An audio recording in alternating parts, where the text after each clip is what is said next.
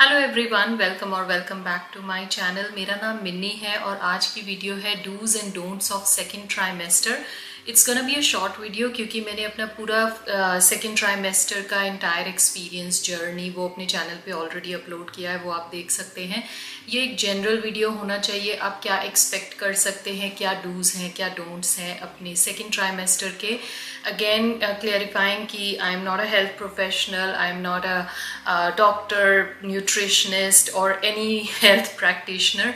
ये मेरे अपने दोनों प्रेगनेंसीज के एक्सपीरियंस से मैंने जो नॉलेज गेन की है वो मैं आपके साथ शेयर कर रही हूँ। So let's start this video. Everyone calls second trimester the honeymoon phase of the pregnancy, and for many women it does feel easier than first trimester क्योंकि generally आपके energy levels improve हो जाएंगे, आपका nausea improve हो जाएगा।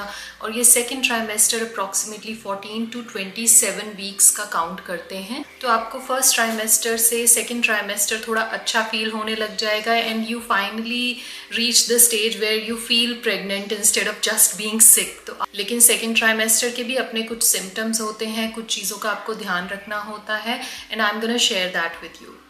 जो second trimester है, जैसा मैंने बताया 14 to 27 वीक्स का काउंट करते हैं। इस ट्राइमेस्टर में बेबी की ग्रोथ बहुत रैपिडली होने लग जाती है, तो आपको ज़्यादा भूख भी लगेगी। इसमें आप थोड़ा बहुत अपना वेट गेन भी देखेंगे, बेबी मूवमेंट्स भी आपको इसी ट्राइमेस्टर में होंगी और you will start looking like pregnant. छोटा सा बेबी बम्प भी आपका आ जाएगा। कुछ लोगों को फर्स्ट ट्राइमेस्टर में बिल्कुल भूख खत्म हो जाती है नॉशिया वॉमिटिंग की वजह से और वेट लूज भी हो सकता है। तो सेकेंड ट्राइमेस्टर में वो प्रॉब्लम धीरे धीरे करके ख़त्म हो जाती है। तो सेकेंड में आप थोड़ा थोड़ा करके वेट गेन करना शुरू कर देंगे और आपका, क्योंकि जो प्लेसेंटा है वो इस टाइम पे फुली फंक्शनिंग हो जाता है, आपका यूट्रस एक्सपैंड हो रहा है, तो आप अपना बेली साइज भी बड़ा देखेंगे और आपका ब्लड वॉल्यूम सिग्निफिकेंटली इंक्रीज हो जाएगा। आपको इस ट्राइमेस्टर में लिगामेंट स्ट्रेच होते हैं, जो हमारे लोअर एब्डोमेन है उसके अराउंड जो लिगामेंट्स होते हैं उसकी स्ट्रेचिंग को ही पेल्विक पेन या लिगामेंट राउंड लिगामेंट पेन जो बोलते हैं, जो सेकेंड ट्राइमेस्टर में मोस्टली वुमेन को शुरू हो जाती है। सबसे पहली चीज़ आपको इस ट्राइमेस्टर में क्या करनी है, start sleeping on your left side. अगर आपको बैक पे सोने की आदत है then this is the right time. चाहे आपका वेट इंक्रीज हुआ है या नहीं हुआ है, अभी से ही आप आदत डालनी शुरू कर दें क्योंकि थर्ड ट्राइमेस्टर में अल्टीमेटली आपको साइड पे ही सोना पड़ेगा। अगर आपको आदत नहीं है मेरी तरह तो इसी ट्राइमेस्टर में लेफ्ट साइड सोने की आदत डाल लें, क्योंकि अगर आप बैक पे सोते हैं तो आपका जो यूट्रस है वो आपकी मेजर ब्लड वेसल्स को कंप्रेस करता है, जिससे आपकी स्पाइन पे प्रेशर आता है, बैक पेन भी हो सकता है, डिजीनेस हो सकती है। सो इट्स बेटर आप धीरे धीरे करके प्रेफरेबली लेफ्ट साइड पे सोएं। नहीं सोया जा रहा तो राइट साइड पे अपनी बैक पे सोना बिल्कुल अवॉइड कर दें। दूसरी चीज़ जो आपको करनी है इस ट्राइमेस्टर में, टू स्टे एक्टिव। आपको धीरे धीरे आपके, क्योंकि एनर्जी लेवल्स फर्स्ट ट्राइमेस्टर के कंपैरेटिवली ठीक हो जाएंगे, तो आपको अपनी वॉकिंग, स्ट्रेचिंग या कोई छोटी मोटी प्रीनेटल एक्सरसाइजेज, स्विमिंग, ऐसा कुछ भी आप ज्वाइन कर लें। मैंने ऐसा कोई बहुत बड़ी चीज़ें नहीं करती हूँ, मैं वॉकिंग या स्ट्रेचिंग तक ही रखती हूँ, तो वो आपको बहुत हेल्प मिलेगी। क्योंकि जो इस ट्राइमेस्टर में अगर आप मूवमेंट अपनी कम रखेंगे, ऑल्दो आपके पास एनर्जी लेवल्स भी इतने ज़्यादा हैं, जो हमने पेल्विक पेन की बात करी वो आपकी बहुत ज़्यादा बढ़ सकती है, क्योंकि पेल्विक मसल्स जो हैं वही आपके ब्लैडर को, यूट्रस को, बाउल मूवमेंट्स को सपोर्ट करते हैं मसल्स। अगर आप उन मसल्स को एक्टिव नहीं रखेंगे तो आपको बहुत पेन, एक्स, लेग क्रैम्प्स, ये सारी चीज़ों की प्रॉब्लम हो सकती है। तो आपको बहुत ज़रूरी है इस ट्राइमेस्टर में एक्टिव रहना है। Third thing you have to do is eat more protein and iron rich foods, क्योंकि इस ट्राइमेस्टर में बेबी की ग्रोथ बहुत ज़्यादा हो रही होती है, तो आपको अपने फूड पे स्पेशली बहुत ध्यान देना है। अपना आयरन, प्रोटीन, कैल्शियम लेवल्स को पूरा अच्छे से आपको फुलफिल करना है। उसके लिए आप अच्छा खाना इंक्लूड कर सकते हैं, जैसे दालें हो गई, पनीर, टोफू, मीट अगर आप वो लेते हैं, राजमा, चने, इस तरीके की चीज़ें जिनमें प्रोटीन बहुत ज़्यादा है। डेयरी प्रोडक्ट्स अपने कैल्शियम के लिए लेते हैं। अपने डॉक्टर से पता करें कि अगर आपका जो डेली कंजम्पशन है डेयरी का कैल्शियम इंटेक, वो आपका फुलफिल हो पा रहा है डाइट से या नहीं। अगर नहीं तो आप उनसे सप्लीमेंट्स लिखवा लें, क्योंकि जितनी कैल्शियम की रिक्वायरमेंट इस ट्राइमेस्टर में है बेबी को, वो आपसे, आपकी बोन से ले लेगा। तो बेबी को तो कोई फ़र्क नहीं पड़ेगा, but you will start feeling weaker. तो उससे बचने के लिए अपनी प्रोटीन, आयरन, कैल्शियम की रिक्वायरमेंट्स इस ट्राइमेस्टर में आपको मोस्ट इम्पॉर्टेंटली ध्यान देना है। अगली चीज़ आपको करनी है कि कोई भी अपॉइंटमेंट मिस नहीं करनी, अपनी सारी डॉक्टर अपॉइंटमेंट्स आपको अटेंड करनी है। इसी ट्राइमेस्टर में आपके मेजर ब्लड टेस्ट, अल्ट्रासाउंड्स होंगे, आपका ग्लूकोज टॉलरेंस टेस्ट भी इसी ट्राइमेस्टर में होगा, आपका फुल एनाटॉमी स्कैन होगा, बेबी की ग्रोथ चेक करते हैं, प्लेसेंटा प्लेसमेंट चेक करते हैं, कि सर्वाइकल लेंथ चेक करते हैं। तो इन सारी चीज़ों के लिए आप कोई अपनी अपॉइंटमेंट मिस ना करें। यहाँ कनाडा में सेकेंड ट्राइमेस्टर में 1 in 4 वीक्स मिलते हैं डॉक्टर। थर्ड ट्राइमेस्टर में वो फ्रीक्वेंसी बढ़ जाती है।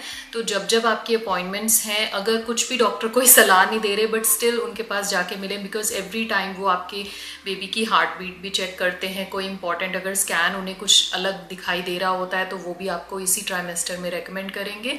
एंड इट्स ईजियर कि पहले ही किसी अगर कोई प्रॉब्लम है, कोई डेफिशिएंसी है, पता लग जाए, बजाय कि बाद में उसको आप डील करेंगे। बिकॉज धीरे धीरे करके प्रेगनेंसी में आपका टाइम मुश्किल होता जाता है बजाय कि आसान होने के। तो थर्ड ट्राइमेस्टर आते आते तक आप अपने ये सारे काम पहले ख़त्म कर लें। अगली चीज़ आपको करनी है, स्टार्ट प्रिपेयरिंग स्लोली। आपको अपना ये ट्राइमेस्टर थोड़ा सा काम लग सकता है फर्स्ट और थर्ड के कंपैरिजन में, इसीलिए इसको हनीमून फेज बोला जाता है। तो आप मेंटली थोड़े से काम होते हैं, तो आपको अपनी सारी प्रिपरेशन धीरे धीरे कर लेनी है। हॉस्पिटल बैग आप चाहे थर्ड ट्राइमेस्टर में पैक करें, लेकिन उसके एसेंशियल्स बना लें, अपनी बेबी रजिस्ट्री बना लें, जिन चीज़ों की आपको ज़रूरत है एटलीस्ट उनको अपने शॉपिंग कार्ट में डाल के रख दें, ताकि जैसे धीरे धीरे करके आप शॉपिंग कर सकें। दूसरी चीज़, आप अपने ऑफिस में इस टाइम पे बता देना चाहिए कि आप प्रेग्नेंट हैं और आप मैटरनिटी लीव पे जाएंगे आने वाले कुछ महीनों में। और डे केयर रिसर्च करनी शुरू कर दें अगर आप वर्किंग हैं, and if you plan to go back to work, अगर आपको दोबारा जॉब ज्वाइन करनी है मैटरनिटी लीव के बाद, तो डे केयर की वेट लिस्ट बहुत लंबी हो सकती है यहाँ कनाडा और यूएस में। तो आप उसके बारे में रिसर्च करनी शुरू कर दें। मैटरनिटी बेनिफिट्स आपको गवर्नमेंट या अपने ऑफिस से क्या मिल सकते हैं, उसकी रिसर्च कर लें। अपने फाइनेंसेस को मेंटेन कर लें कि कैसे आप मैनेज करेंगे आफ्टर यू डिलीवर। तो ये सारी चीज़ों की प्लानिंग आपको धीरे धीरे करके कर लेनी है इसी ट्राइमेस्टर में। अगली चीज़ आपको करनी है, मॉइस्चराइज एंड हाइड्रेट। जो हम स्ट्रेच मार्क्स की बात करते हैं प्रेगनेंसी में, कई लोग सोचते हैं स्ट्रेच मार्क्स सिर्फ स्क्रैच करने पे, अगर आपको स्क्रैचिंग फील हो रही है बेली पे, वो करने से स्ट्रेच मार्क्स आ जाते हैं। साइंटिफिकली बोलते हैं कि वो स्ट्रेच मार्क्स इस वजह से नहीं होते, वो बेली स्ट्रेचिंग की वजह से ही होते हैं।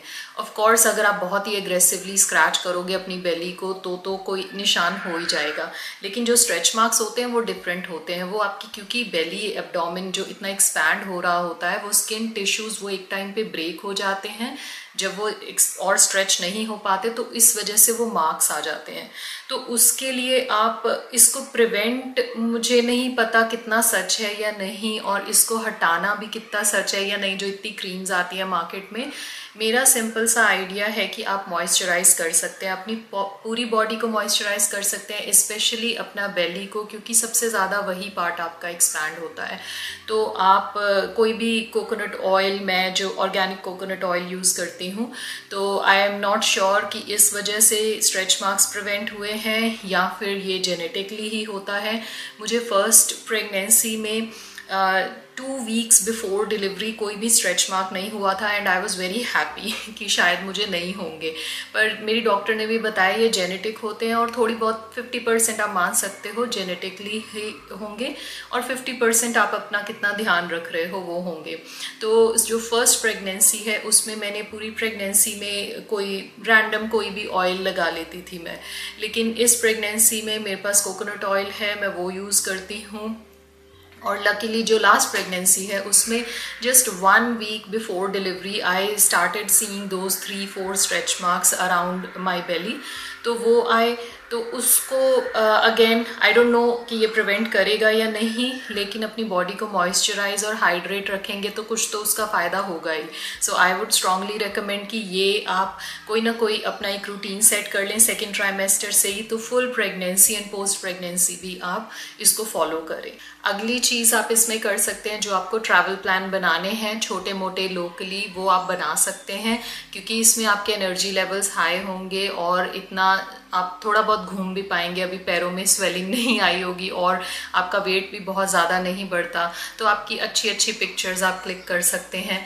और अपना कोई घूमने का प्लान है तो इसी में ही प्लान बना के, and third trimester you can just sit back and relax, like go to office and come back home and relax. Don't make major plans third trimester के लिए आप करें। जो भी ऐसे काम हैं छोटे मोटे कहीं जाने आने वाले, वो सेकेंड ट्राइमेस्टर में ख़त्म कर दें।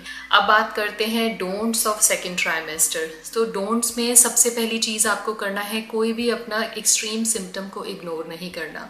कोई आपको एक्सट्रीम पेन हो रही है, एक्सट्रीम हैवी ब्लीडिंग हो रही है, या फिर आपको कोई कॉन्ट्रैक्शन जैसा फील हो रहा है, एक Braxton Hicks contraction at the end of second trimester आप एक्सपीरियंस करेंगे। वो प्रैक्टिस कॉन्ट्रैक्शंस होती हैं कि एक ट्रेलर जैसा होता है कि ड्यूरिंग डिलीवरी आपको कैसी लेबर पेन में कैसी कॉन्ट्रैक्शंस होने वाली हैं। तो आपको अपना बेली एकदम से बहुत हार्ड एंड ऐसा लगता है कि बेबी ने बिल्कुल स्ट्रेच कर लिया है, तो वो एक माइल्ड लेवल की कॉन्ट्रैक्शन होती है, वो नॉर्मल है। लेकिन अगर कुछ एक्सट्रीम या अनयूजुअल पैटर्न आपको दिखता है अपने बेबी मूवमेंट्स में भी, तो उसको भी इमीडिएटली रिपोर्ट करें अपने डॉक्टर को। एटलीस्ट वो आपकी कन्फ्यूजन दूर कर देंगे। फर्स्ट प्रेगनेंसी अगर है आपकी, तो आपको मालूम हो जाएगा कि this is not the actual contraction, ये सिर्फ प्रैक्टिस के लिए ही है। Next thing is don't overdo your energy phase. आपके पास एनर्जी वापस आ गई है, you have started feeling better, आपको बहुत अच्छा लग रहा है, but don't confuse it with कि आप पहले जैसे हैं। आपकी बॉडी अभी भी, you are still pregnant, it's making a whole human body. तो अपनी एनर्जी को थोड़ी बहुत कंजर्व भी करें। To go to bed with zero energy, I would say कि it's the worst thing you can do to your body. सारा दिन अपनी एनर्जी को धीरे धीरे करके एक्सपेंड करें। सारी चीज़ें एक साथ करने की ज़रूरत ना समझें। इसमें भी आपकी बॉडी को अभी भी बैलेंस की रिक्वायरमेंट है, so don't overdo it. Next don't क्या है, don't stress about body changes. आपको पहले से मालूम है this pregnancy is a big thing your body is doing. तो आप आपकी बॉडी चेंजेस जो होंगे, वेट गेन होगा, आपके स्किन चेंजेस हो सकते हैं, आपके पैरों में स्वेलिंग आ सकती है, आपको स्ट्रेच मार्क्स हो सकते हैं। तो आपको ये अंडरस्टैंड करना बहुत ज़रूरी है मेंटल लेवल पे कि आपकी बॉडी फिजिकली, इमोशनली, हार्मोनली चेंज हो रही है। तो जो चेंजेस हो रहे हैं उनको अब एक्सेप्ट करना धीरे धीरे सीखें। आप चाहे वो मेडिटेशन से अपनी एक्सेप्टेंस ला सकते हैं, कोई बुक्स पढ़ सकते हैं इसके बारे में, पर इसको लेके पैनिक होने की ज़रूरत नहीं है, because these are all temporary changes. Your body will go back to your normal self. अगर आप अपना ध्यान रखोगे तो बहुत आसानी से आप अपना नॉर्मल सेल्फ फील करना शुरू कर देते हो कुछ ही महीनों में आफ्टर डिलीवरी। नेक्स्ट चीज़ है don't buy everything online at 2 AM। तो रात को अगर आपको नींद नहीं आ रही और आप ऐसे अपना फ़ोन स्क्रॉल कर रहे हैं, आपको कुछ भी ऐड दिख रही है, आपकी एल्गोरिदम आपकी तरफ वही प्रोडक्ट्स फेंकेगी। इंस्टाग्राम, सोशल मीडिया, जो भी सारी चीज़ें हैं, सबको पता लग जाता है कि आप प्रेग्नेंट हैं, तो आपको वही एडवर्टीजमेंट देते रहते हैं। बच्चों के प्रोडक्ट्स होंगे, प्रेगनेंसी के, पोस्टपार्टम के। तो ज़रूरी नहीं है कि आपको सारी चीज़ें खरीदनी हैं। ऑब्वियसली आपको ऐसा एहसास करवाया जाता है कि आपको इन चीज़ों की ज़रूरत है, तो आपको एक बहुत लंबी आपकी लिस्ट तैयार हो जाएगी। नो डाउट आप वो लिस्ट तैयार कर सकते हैं, लेकिन मैं कहूँगी आप किसी मॉम से बात करें जो ऑलरेडी जिसके पास 1-2 साल का बच्चा है, और वो आपको अपने एक्सपीरियंस से बता सकें कौन सी चीज़ों की जेन्युइनली ज़रूरत पड़ती है और कौन सी चीज़ें बस एक गिमिक है। क्योंकि आपके सामने 20 प्रोडक्ट्स आएंगे एक दिन में बच्चों को लेके, पर आपको उन सारे प्रोडक्ट्स की ज़रूरत नहीं है। अपने शॉपिंग कार्ट में सारी चीज़ें डाल के रख सकते हैं। कंसल्ट करें न्यू मॉम से, या फिर ऑनलाइन वीडियोस देखें और देखें कि आपका बजट क्या है। तो सारी चीज़ें एकदम से ख़रीदने की ज़रूरत नहीं है। मैं बहुत ही मिनिमल शॉपिंग करती हूँ, उसके बाद भी मुझे लगता है मैंने 1-2 चीज़ें कुछ फालतू में ख़रीद लिया था फर्स्ट प्रेगनेंसी में। So I am being very very careful this time. मैंने अभी तक कोई शॉपिंग नहीं करी है, ना ही क्लोथिंग की, ना ही बच्चे की, क्योंकि ऑलरेडी वो सारे जेंडर न्यूट्रल से कपड़े होते हैं, तो अगर लड़का लड़की कोई भी होगा तो वो सेम से कपड़े बच्चा स्टार्टिंग के 3-6 महीने पहन लेता है, सेम चीज़ें यूज़ कर लेता है। मेरी बेटी 4 साल की होने वाली है, तो वो चीज़ें इतनी पुरानी भी नहीं हुई हैं। 3 महीने के बच्चे के जो कपड़े हैं वो एक एक दो दो बार ही पहन पाते हैं, क्योंकि इतने सारे आपको गिफ्ट्स भी आएंगे अगर आप बेबी शावर करेंगे। तो सोच समझ के शॉपिंग करें, सारी चीज़ें ना खरीद ले एक ही बार में। तो ये थे सेकेंड ट्राइमेस्टर के dos and don'ts. If you like this video तो मैं एक थर्ड ट्राइमेस्टर की भी वीडियो बना सकती हूँ। You can let me know in the comments. और अगर आपको ये वीडियो यूजफुल लगी है तो please like, share and subscribe to my channel. Thank you for watching and bye bye and live your best life.